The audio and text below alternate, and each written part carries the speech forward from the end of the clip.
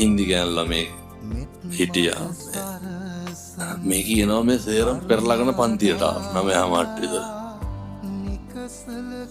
මේ මිත්තා මම හුවා මොකද ඔය කලබලේ කියලා. ෆෝන් එක පෙන්නනවා මේ මං හිතුවේ දෙසුත් උසලා පොළවේ ගහයි කියලා. බලනකොට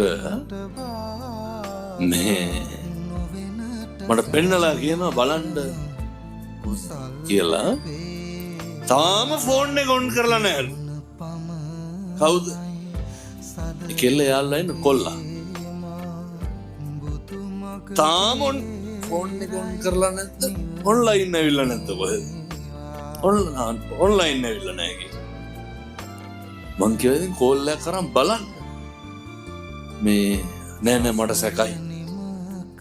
මේ දවස් මං එදා තමයි තේරුම් ගත්තේ අනුන් ගැන සැක කරලා මිනිස්සු කොච්චර පිච්චෙනවද? මොකටද පින්නතුනේ අනුන් ගැන සැක කරලා